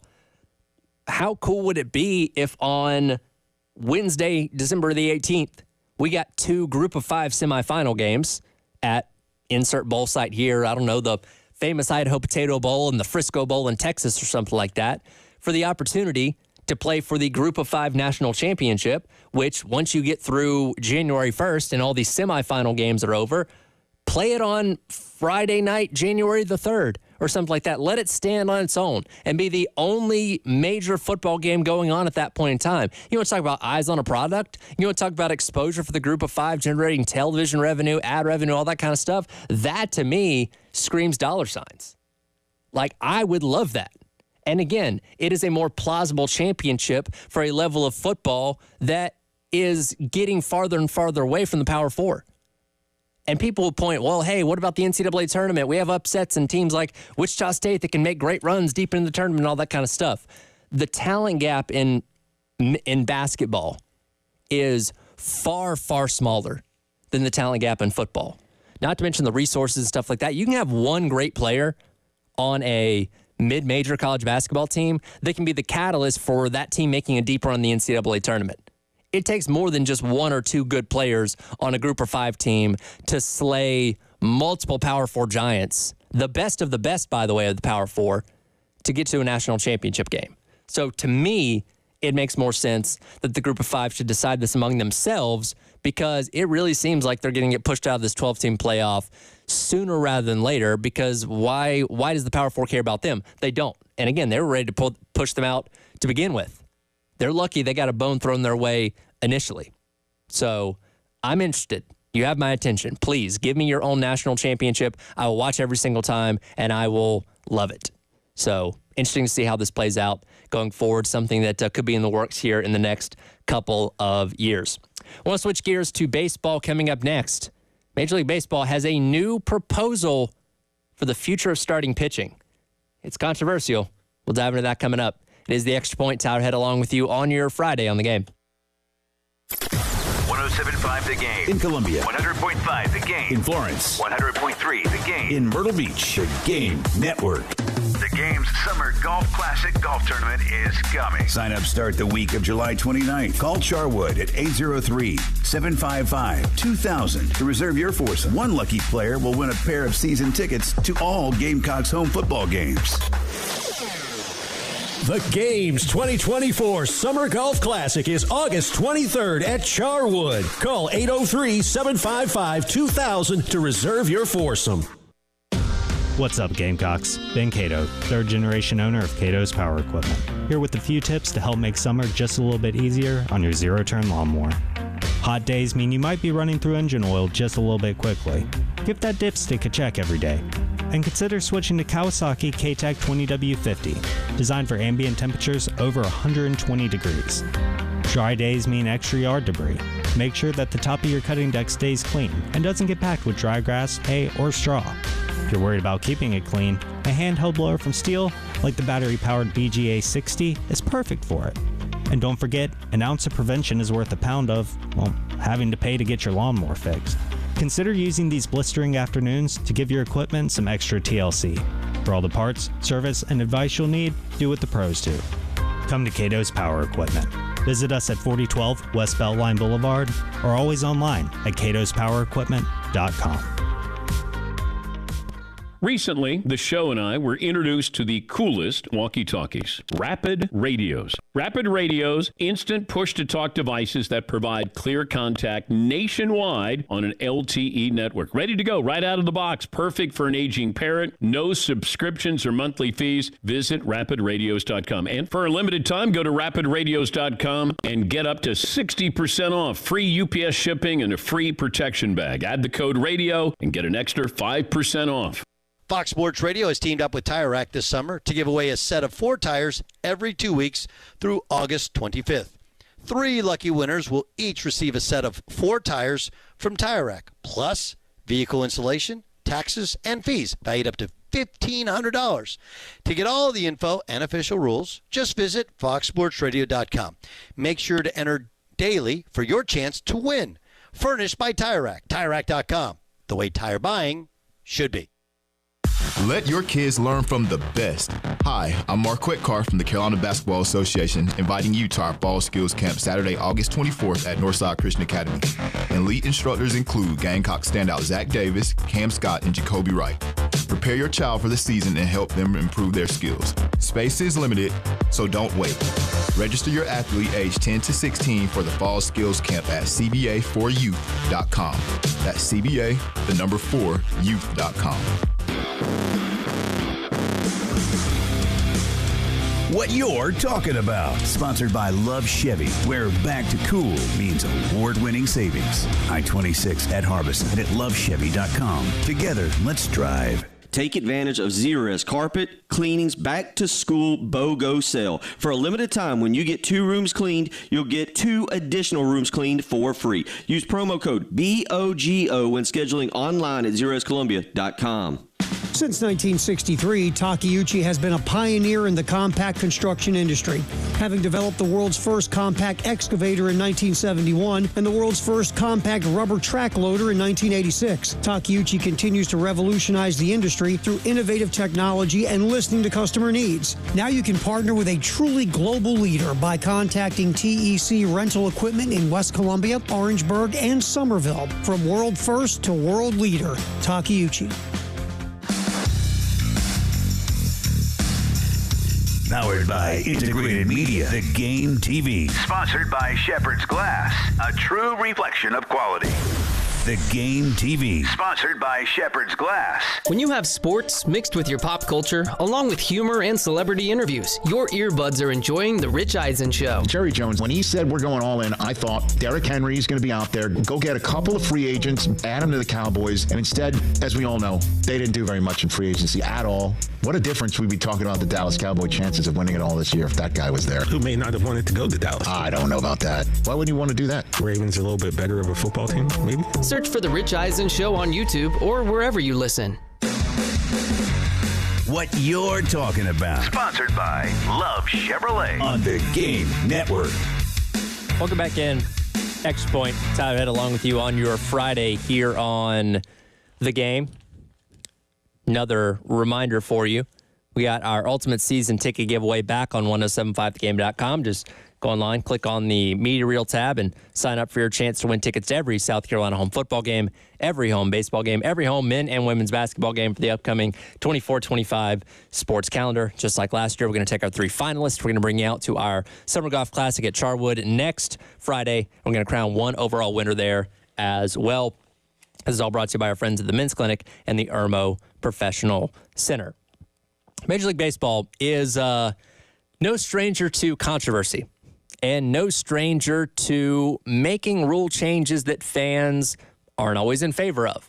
Now, I've long believed that Major League Baseball has drug its feet for far too long and put themselves in a position to where they are one of the sports that is not growing like other ones are. Now, the NFL is its own machine. That will continue to grow in viewership, will continue to grow in revenue, and all that kind of stuff. The NBA has a product that appeals to a much younger audience, which is obviously great for the future of the sport. Major League Baseball is one, though, that has lost a lot of footing and a lot of interest with the younger crowd. And the pace of play and all that kind of stuff has certainly stifled Major League Baseball in recent years. Now, Major League Baseball, to combat that, has implemented some rule changes that I've been in favor of. You know, as controversial as it was, I love the pitch clock. I think it's been great. I think the banning of the shift has been perfectly fine. The bigger bases, all that kind of stuff, we've just gotten used to it in the game of baseball, and it doesn't look all that different from what we've known for so long. But they have another proposal on the table now that is stirring up, I think, even more controversy. This coming from ESPN yesterday, where, Jesse Rogers reports that Major League Baseball is exploring possibly requiring starting pitchers to go at least 6 innings every single time they go out to the mound. Now, I know at initial thought of this, your first thought is, that is stupid. That's the dumbest thing I've ever heard. What are they thinking? What are they thinking? All that kind of stuff. And I'm right there with you. I had that same initial thought as well. When you dive into it, though, I get what they're going for, but I'm not necessarily sure if I agree with it. The goal of a inning minimum for starting pitchers would be, in their words, to restore the prestige of starting pitchers, also to prevent injuries, and to eventually increase scoring as well. So, and by the way, the caveat of that is you don't have to go out there and pitch 6 innings if you're getting absolutely shelled. You would be able to exit after you throw 100 pitches if you got 4 more earned runs, or of course if you got injured. So it's not like they're just going to say, okay, well, regardless of what happens, you got to be out there for 6 innings, whether you give up 20 runs or have thrown 300 pitches. So they're not being barbaric with this idea. But let's kind of go piece by piece here of what their goals for this are. So the prestige of starting pitchers. Let's just go with the Atlanta Braves, for example. Back in the 90s, you knew Smoltz, Glavine, and Maddox were the stars of the Atlanta Braves, in addition to other players. But that rotation was known far and wide around the league as being one of the best. They were true brand names in baseball because of how darn good they were, going deep into games, throwing complete games, all that kind of stuff. Now, with the analytics that have come into baseball, that kind of stuff doesn't happen anymore. You don't have a fearsome rotation of starting pitchers at a lot of different places. You have good starting pitchers that populate throughout the league, like a Max Fried with the Braves when he's, performing at his best, but you don't have those like name brands that maybe you once had which does make it harder to market from Major League Baseball's perspective. I don't think you should make a rule change because of that necessarily, but I get what they're trying to do to almost kind of position it like a starting quarterback in the NFL, where you can build around that. Hey, come see so-and-so start on Friday night. That is his day. There's no, he's going to be out there every single Friday night. The featured starter, much like you see in college baseball, where typically going into a weekend who the guys at each game are going to be, as opposed to baseball where it moves around so much. But again, I don't think that's necessarily grounds for making this kind of rule change. Preventing injuries. Now, this is interesting because at first thought, again, you think like, well, what is making them stay out there for longer? How's that going to prevent injuries from happening? Because it changes the way that you pitch, right? The idea would be, because why are so many pitchers getting Tommy John surgery now at the age of 12 and, through college and all that kind of stuff? Because they're throwing so darn hard. They are leaning on velocity to just throw 100-mile-per-hour fastballs constantly. And guess what? That wears on you over time. If you were required to go out there and pitch 6 innings, and here's the thing. Again, you have abilities. If you throw 100 pitches or to give up 4 runs or anything like that, you can't come out. But your mindset going on the mound is, I have to last 6 innings. And I have to do what I can to make sure I last 6 innings. So you're going to tone down the velocity a little bit. You're going to focus a little bit more on control, throwing strikes, those kind of things, as opposed to just trying to burn fastballs at 100 miles per hour past each and every pitcher. Now, again, is this going to be an exact science? No, but I get what their thought process on that is. Here's the caveat to that. You can't just implement this right away and say, all right, now you guys got to start throwing 6 innings, because that changes the fundamental structure of what starting pitching is in Major League Baseball as of right now. You would have to go and start this at like a rookie ball and implement it all the way up the ladder system over the course of 5, maybe 7 years before this ever reaches Major League Baseball, because you have to change the fundamental structure of how pitchers go out there and perform and what their mindset is. And again, how they navigate those starts compared to what they've been doing for so long now with the analytics and all that kind of stuff that's gotten mixed in to baseball. And, of course, there's also the increased scoring because, again, if you're not focusing on velocity, you have more hittable balls and all that kind of stuff, to where the runs just score, more runs scored, more home runs, all those kind of things. Again, I understand where Major League Baseball is coming from in thinking about this kind of rule. My biggest hang-up, and this is something that, yes, to a degree, you had with the banning of the shift and all that, but if you are dictating as a league how long a starting pitcher can be out there, that takes some of the strategy out of baseball from a pitching perspective. And the beauty of baseball, and yes, it's become very analytical up to this point, is the best teams having to manage their pitching staffs over the course of an entire season. Yes, you have injuries and all those kind of things that, make you have to move things around and call guys up and trade for guys and all those kind of things. But the beauty of baseball is the best teams manage their pitching staffs better than everybody else, which is why they're the best teams. So I feel like that neuters the ability of good managers, neuters the ability of good pitching coaches to craft these game plans around not knowing how long a guy can go. And saying, okay, well, we're got through the lineup twice. We're not really sure about him through the third time in the lineup. Let's bring in somebody from the bullpen and try and preserve this one, or whatever it may be, as opposed to saying, all right, well, every time they go out there, they're going to have to throw 6 pitches unless they hit one of these other criteria, or 6 innings pitched unless they hit one of these other criteria points, and we have to pull them out. Again, I understand where the Major League Baseball is coming from. It's not the worst idea in the world. Me personally, I don't want to see such a big element of strategy in baseball be removed because the league is telling you how long your pitcher has to be out there. Good teams manage pitching very, very well. Bad teams don't manage pitching very, very well, which is why they lose 100 games like the White Sox are going to do. You know what I mean? I don't think this is something the Major League Baseball should pursue. And again, it's something that would take years and years to implement. It's not like pitch clock where you say, all right, next season we're going to have pitch clock. You got 20 seconds to throw the ball. Batters, you have X amount of time to get set and all that kind of stuff. Let's go. Everybody adapted that really, really easily and really, really well. This is different. This is changing the fundamental structure of how pitching works in professional baseball as a whole. Because, again, this is going to filter all the way through the minors, too. I think it's too big of a change in Major League Baseball to make. Personally, for me. Maybe you disagree. That's okay. If you do, that's fine. But I don't think Major League Baseball should go down this route. If you have a different thought, let me know. Firehouse Subtext line 803-404-6100. I'll come back, wrap up today's edition of The Extra Point.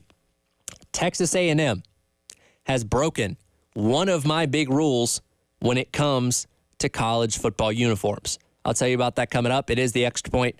Tyler Head along with you on your Friday on The Game. The Game Network in Columbia. 107.5 The Game. In Florence. 100.5 The Game. In Myrtle Beach. 100.3 The Game. Download the 107.5 The Game app and listen anywhere. The beach. The gym. And yes, even there. Go to iTunes or Google Play and snag the 107.5 The Game app. This is Boomer Esiason with a Sports Minute. According to NFL data, nearly 81% of last weekend's 139 preseason game kickoffs were run back. Now, this is up from 65% a year ago. For reference, just under 22% of last year's regular season kickoffs were returned, and all 13 Super Bowl 58 kickoffs resulted in touchbacks, and that stunk. Finding the best approach to what the league insists on calling dynamic kickoffs clearly remains a work in progress. I'm Boomer Esiason.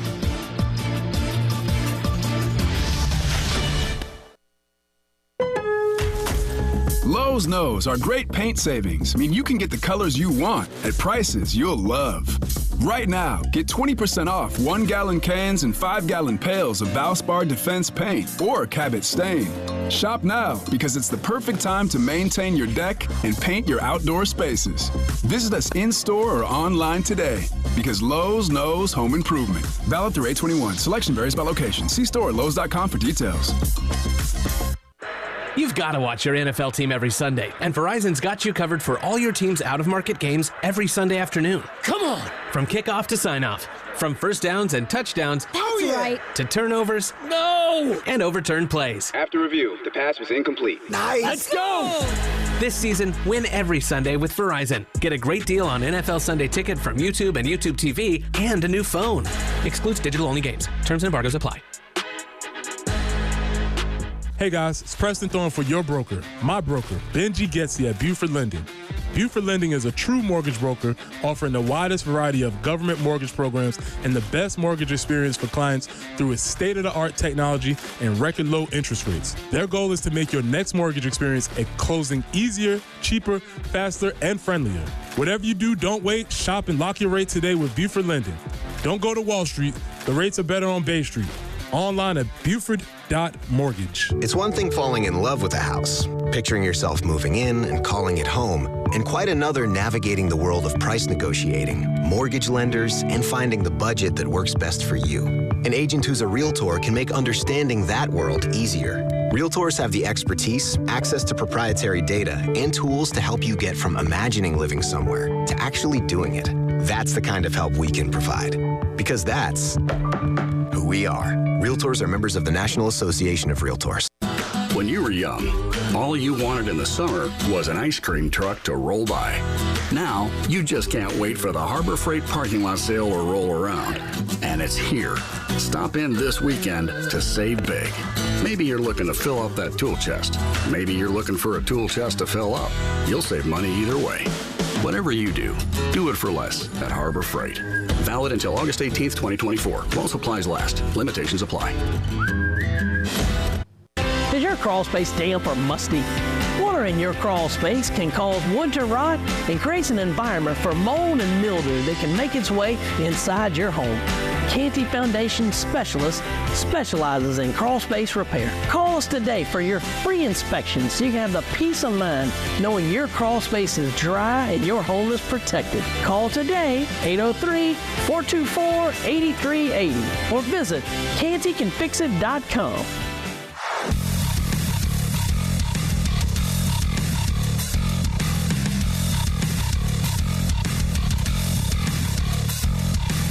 The Extra Point with Tyler Head and Gamecock Central on the Game Network.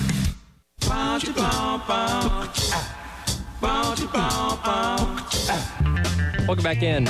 It is the Extra Point. Tyler Head along with you here on your Friday on the Game. Jimbo Fisher did a lot of things wrong in his time at Texas A&M. But one thing that he did do was restore A&M uniforms to a more traditional place. For those that don't know what I'm talking about, in his time at Texas A&M, the Aggies traditionally always wore maroon and white, which is what their school colors are. In fact, I went to their website on the brand colors page and listed our primary colors, Aggie, maroon, and white. It says the primary color palette is the basis of the overall color scheme. Aggie maroon should always have a strong presence, which is why yesterday I saw on Twitter, Texas A&M is rolling out black uniforms for their game against LSU at the end of October. And for anybody that has listened to me for any length of time here on the game, there are a couple things that I'm very, very passionate about. Uniform discussions, especially in college football, is certainly one of them. I've long held the belief that if black is not in your color scheme, you should not wear black uniforms in college football. That is my line in the sand. You know what I mean? And there was the trend a little over a decade ago where everybody was doing blackouts just for the sake of doing blackouts, where it lost its meaning. And again, I come from the University of Georgia. Black is the second of the two primary colors at Georgia, red and black. Georgia's had blackouts in the past. Big deal, very special. And again, it's ingrained within what the school colors are. South Carolina, garnet and black. They have black uniforms. Makes perfect sense. A lot of schools around the country have black within their color scheme, Iowa, teams like that. So wearing black uniforms seems perfectly acceptable.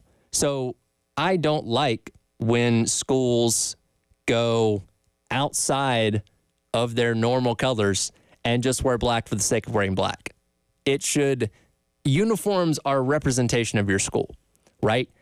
I should be able to tune in and watch you on TV and immediately know who you are based on your uniform color and your uniform design. And there are plenty of teams out there, the Alabamas, the Penn States, and all that kind of stuff, Michigans, that do a very good job with the brand of their uniforms, where the second you see them, you know exactly who they are. And I feel like, and this isn't the case for everybody that does black uniforms, but so many of these schools that venture into wearing black for the sake of wearing black get away from the identity of what their uniforms are and what they're supposed to represent with their respective schools. And maybe I'm being nitpicky. Maybe this is just a pet peeve of mine, but it's something that I see far too much across the landscape of college football, specifically where these schools, again, like an A&M that has no black within their color scheme outside of what is listed on their website as an accent color, which said to be used sparingly, that they're trying to make it a primary color of their uniform. And it got me thinking, who are some of the worst offenders of using black uniforms when black is not within your color scheme? So I kind of went down a little bit of a deep dive in years past of the worst ones that I've ever seen in college football. And again, maybe you don't care. It's funny. I did share this thought on Twitter yesterday, and I got a lot of positive feedback from it. So it's very evident a lot of people do actually care about this too, which is why I wanted to share it. Stanford. It might be at the top of my list for worst black uniforms ever. They went, not only did they go with just the black jerseys, they went black head to toe, including red numbers, which are very hard to see. At least if you're going to go black, wear white numbers, because that's a lot easier to spot on TV. This was back during like the Christian McCaffrey, Bryce Love days and all that kind of stuff. Black's nowhere within the color scheme of Stanford. They are cardinal and white. And they deviated from this, and to me, it just looks very, very, I don't know, tacky, kind of like an arena football team almost. I don't agree with that at all. Sticking the SEC now, because Florida a couple years ago, they had their black uniforms as well, or actually this past season they had their black uniforms. And look, they did this to honor military service, those that have served, which is all fine and good. But there's just something weird to me. And they did the head-to-toe thing as well, much like Stanford did, with black uniforms, black pants, and black helmets. So you have the script gators, with outlined in blue on a black helmet. That just looks so very wrong. And again, great that you all want to honor those that have served. That is very cool. Find a different way to do it. Find a patch on the jersey or something along those lines, because I feel like just wearing black from head to toe, especially with, again, and I don't love the University of Florida, but the blue and orange is an iconic look, something that they have built a great brand around, and I just think it's almost kind of a slap in the face to just throw black on these uniforms for the sake of throwing black on them, because I think it really throws off the look. Perhaps one of the worst ones, Michigan State. They call these shadow uniforms, also black with like it's a white number, but it almost kind of looks gray depending on the way that you look at it. And again, they went with the darker, like green helmet logo as well, the S, which again does not look good. It's hard to see on TV. And again, I think it just throws off the look of what's a pretty solid uniform up there in East Lansing, Michigan. It's just a clash of colors.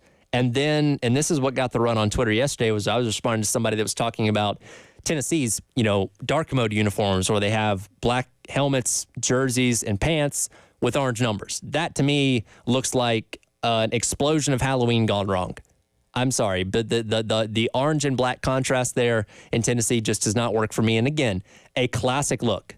You've got the orange and you've got the white. You've got the white helmet with the classic orange tee on it. Great look, incredible look, iconic look, and I think you screw it up by just covering everything in black for the sake of covering everything in black. I'll get off my high horse. That's just something that always bothers me when it comes to college football uniforms, and I thought it was an interesting discussion yesterday with what A&M decided to do. So thanks for bearing with me on that. And that'll do it for today's edition of The Extra Point. Coming up next, it is the Gamecock Central Takeover Hour presented by Firehouse Subs. We will preview tomorrow's scrimmage and also see which Gamecocks made the made the watch list for college football awards in 2024. That's all coming up next. It is The Extra Point here on The Game.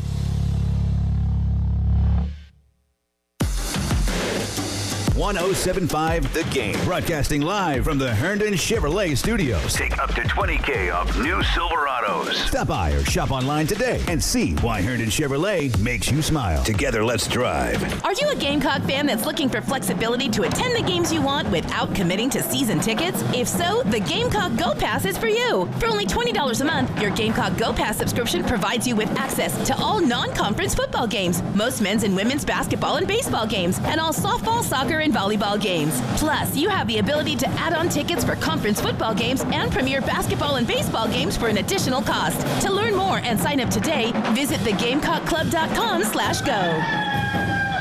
Is that your new Nissan Rogue? Yeah. Crazy story. I'm at the Nissan end of summer sales event when Laura, the saleswoman, asks, "Want to test drive the Rogue?" I'm like, "Let's go." We're driving when Laura says, "Want to see something cool? VC turbo engine." I hit the gas and whoosh. I'm like, okay, wasn't expecting that. Laura goes, "Check this out." She shows me the miles per gallon and I'm like, wow, that's pretty impressive fuel economy. These new Nissan Rogues are going fast. I knew I had to have that Nissan Rogue. Crazy, right? Wait till you hear how I got my Nissan Sentra. Get up to $2,500 total savings on remaining select early model 2024 Rogue Platinum trims. 2024 EPA fuel economy estimates from 28 city 34 highway to 30 city 37 highway for 2024 Nissan Rogue. Actual mileage may vary. Total savings consists of $1,250 retail customer cash plus $1,250 bonus cash on select remaining 2024 Rogue inventory as available at your local dealership. Select Rogue bonus cash available on 40% of dealers' most aged inventory. Updated weekly. Available on purchase from new dealer stock. Contact your local dealer for current inventory information. Ends 9/3/24. This year, Roy and Dana Finley are shaking things up at AAA Heating and Air. For the next 12 months, they're telling their customers no. Get a new system purchase with no payments and no interest until 2025. And don't forget their 15-year parts and labor warranty, $1,500 old system buyback, and guaranteed financing. So do what I did. Call AAA Heating and Air for your free estimate today and tell them Jay Phillips sent you. AAA Air when you need us. AAA Heating and Air. Shop the Sherwin-Williams 4-day super sale and get 40% off paints and stains from August 16th through the 19th. With prices starting at $29.39, it's the perfect time to transform your space with color. Whether you're looking to revamp your bedroom, living room, or home office, we have you covered with bold hues, soothing neutrals, and everything in between. Shop the sale online or visit your neighborhood Sherwin-Williams store. Retail sales only. Some exclusions apply. See store for details. Joey, let's get some drive-thru. Yeah, bro. Food. I'm gonna have to ask you to step out of the car, sir. Joey, let's get some drive-through, man. Let's order delivery instead. If you feel different, you drive different, and driving high is a DUI. If you think no one can tell you're high, think again. Your friends, family, and especially law enforcement can see right through it. If you feel different, you drive different. Drive high and get a DUI. Brought to you by NHTSA.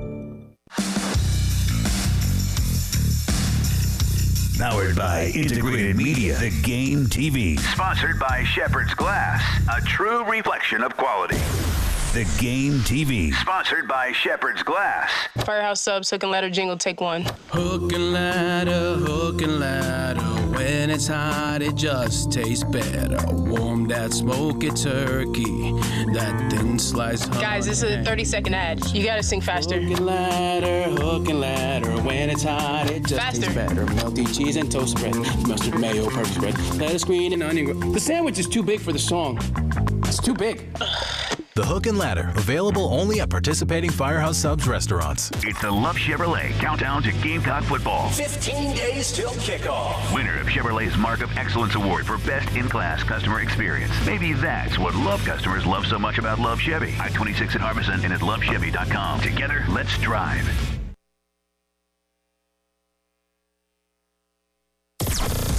WNKT FM, Eastover, Columbia. The home of the national champion, Gamecocks women's basketball team. Congrats, y'all. A Cumulus media station. It's the Gamecock Central Takeover Hour. With Chris Clark, Wes Mitchell, and Tyler Head. On your home of the Gamecocks in Columbia. 107.5 The Game. On 100.3 The Game in Myrtle Beach. And 100.5 The Game in Florence.